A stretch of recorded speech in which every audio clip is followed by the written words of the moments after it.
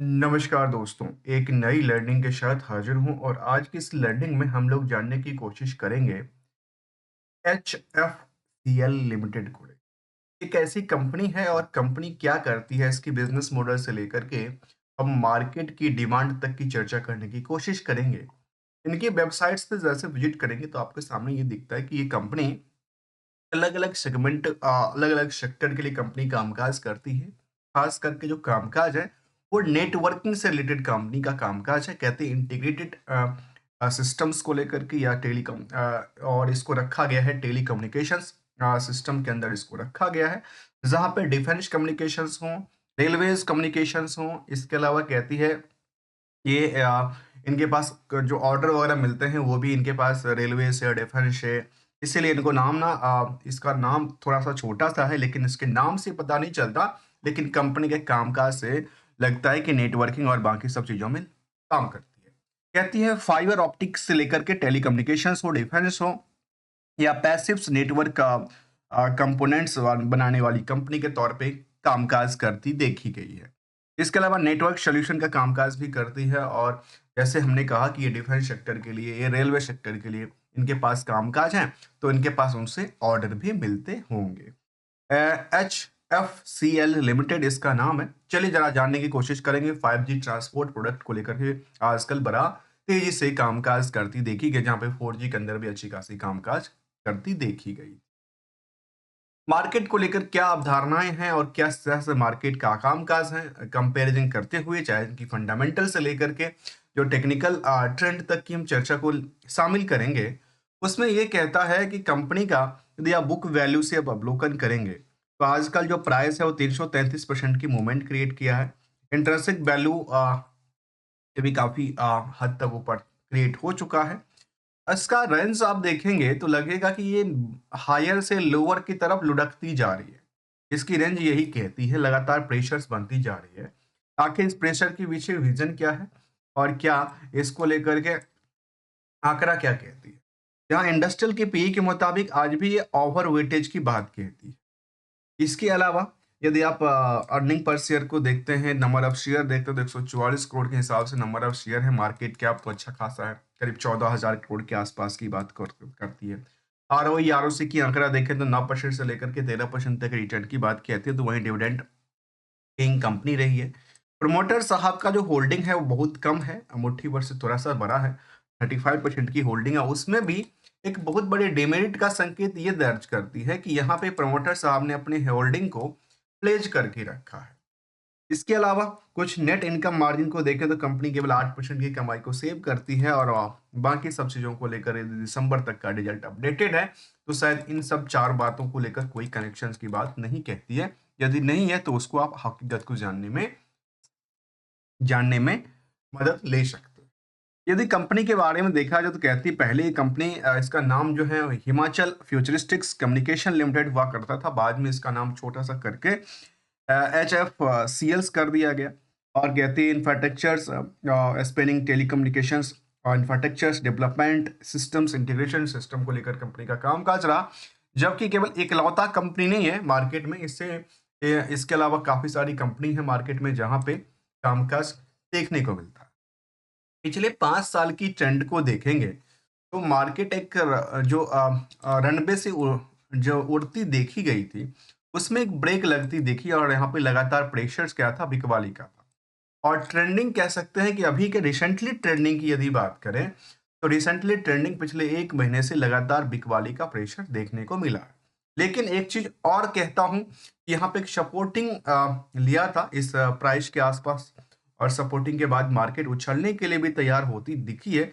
अब इसका रिजल्ट का कुछ डेटा हो, कुछ ऑर्डर का डेटा हो, तो फिलहाल एक ऑर्डर इसके लिए निकल के आई थी।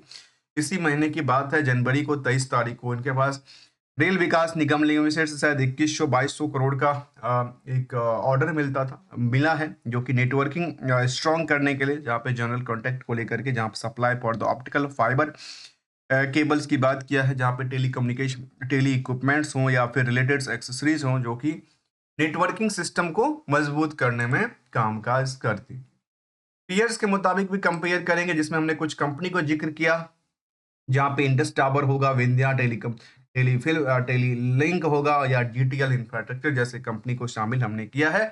आखिर इन सभी का रेस में इनका रेस कहाँ पे बैठता दिखता है। यदि हम इनकी रिजल्ट प्रोस्पेक्टिव डेटा को देखें तो सितंबर तक का रिजल्ट था। सितंबर तक के रिजल्ट प्रोस्पेक्टिव डेटा में सामने ये आया, कंपनी का जो टर्नओवर था वो अभी तक तो बहुत ज़्यादा पीक पे नहीं रहा, क्योंकि इससे पहले भी 1200 करोड़ से ज़्यादा की टर्नओवर क्रिएट कर चुकी है, 1300 से ज़्यादा क्रिएट कर चुकी है। आजकल 1000 करोड़ के आसपास से ऑपरेटिंग प्रॉफिट मार्जिन 14% के आसपास, जो कि पहले कंपेरिजन देखा जाए तो कुछ बढ़ोतरी तो कुछ में कमी दर्ज करती देखी गई है। देखिए, इंटरेस्ट को लेकर के देखने की जरूरत ये पड़ेगी, जो कंपनी का इंटरेस्ट का वर्डन क्या कहता है, क्या वो एडजस्टेबल है क्या वो नहीं है, from the other source of income के नंबर्स।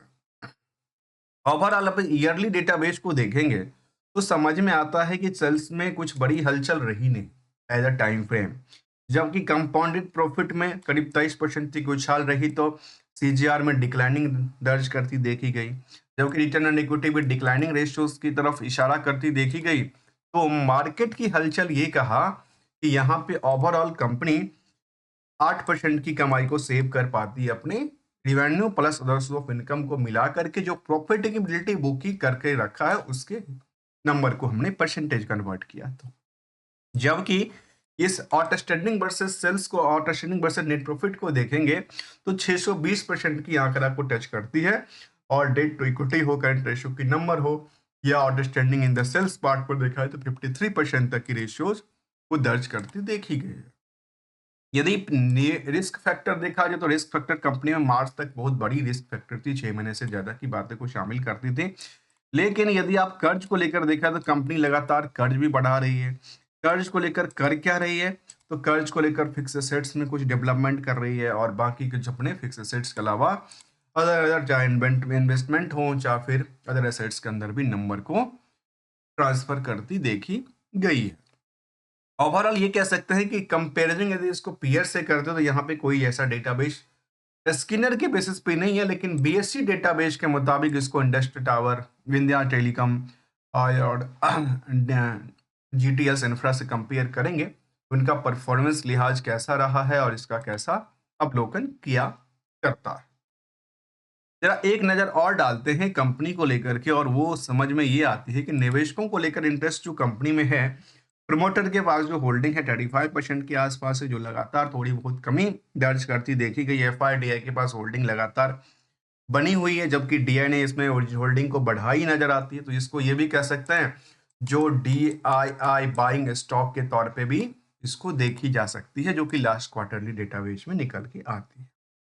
हम पब्लिक के पास पोजीशन थोड़ा सा शिफ्ट करती देखी गई, 40% की होल्डिंग बची है, और इसमें कि इस कंपनी में भी देखा गया कि रिलायंस की कुछ ना कुछ वेंचर्स जुड़ी हुई है, रिलायंस के कुछ ना कुछ शेयर्स जुड़े हुए हैं और उसका इंटरेस्ट इस कंपनी से जुड़ा हुआ नजर आता है। तो नंबर ऑफ शेयर कंपनी में करीब करीब 8.5 लाख निवेशकों का दर्ज करती देखी गई। लेटेस्ट हमने देखा कि कंपनी को लेकर के एक ऑर्डर मिली थी, अभी 23 तारीख की बात यदि किया जाए तो रिस्क के मुताबिक रिटर्न का जो है बिल्कुल आसमान खाली है, और यहाँ पे ब्रेक लगाने की बात नहीं है, लेकिन रिस्क फैक्टर भी काफी ज्यादा इन कंपनी में दर्ज करती देखी गई। लेकिन जो रिस्क फैक्टर है वो सब इग्नोर भी किया जा सकता है कुछ पॉइंट को हाईलाइट करके।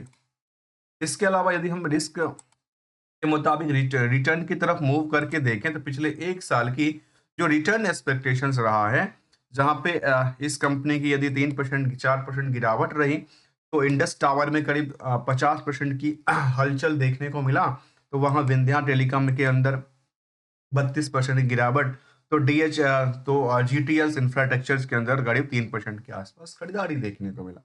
ऑलमोस्ट ये कह सकते हैं कि इस सेगमेंट में जो बाकी कंपनियां हैं उसकी रेस में भी यहाँ पे खरीदारी नहीं बनी इस कंपनी में, जबकि सेक्टर वाइज देखा जाए तो नियर अबाउट अच्छी खासी खरीदारी देखने को मिली है। इसके अलावा सेगमेंट में पिछले एक महीने से जब लगातार बिकवाली चल रही है मार्केट में, तब भी मार्केट में 12% से ज्यादा गिरा हुआ नजर आता है, तो इंडस टावर में खरीदारी का मौका मिला है, और यहाँ पे देखने को मिला ऑलमोस्ट सभी के सभी सेक्टर में, सभी कंपनियों में लगातार बिकवाली का प्रेशर देखने को मिला है। इसमें अब ट्रेंडिंग की क्या चर्चा करें, वो चर्चा ये होता है कि मार्केट कहाँ से सपोर्ट लेती है, मार्केट टारगेट कहाँ करती है, ये अक्सर सवाल होता है। मन की। इसीलिए कहता हूँ देखिए हमेशा कोई ना कोई ले रहा है, हमेशा कोई ना कोई बेच रहा है। मार्केट है, मार्केट अपने हिसाब से चलती है क्योंकि मार्केट में केवल एक लोग नहीं है, करोड़ों की तादाद में है। तो यहाँ पे देखिए अपनी एक्सपेक्टेशन के मुताबिक यदि ट्रेंड को आपने भांप लिया, तो ट्रेंड के मुताबिक यदि मार्केट अब ट्रेंड के लिए है तो प्रॉफिट को बुक करना आवश्यक है धीरे धीरे करके। और यदि डाउन ट्रेंड की तरफ इशारा देती हो, जाती हो, दिखती हो, तो अपनी एशल करके अपनी कैपिटल को क्या कर सकते हैं, अपनी कैपिटल को लॉस होते हुए चीजों से बचा सकते हैं। यही एक सिंपल सी गोल्डन रूल है। मिलेंगे कुछ नई लर्निंग के साथ विदाउट किसी ट्रेडिंग एडवाइजरी और नोट्स को लेकर के। थैंक्स फॉर द ज्वाइनिंग दोस्तों।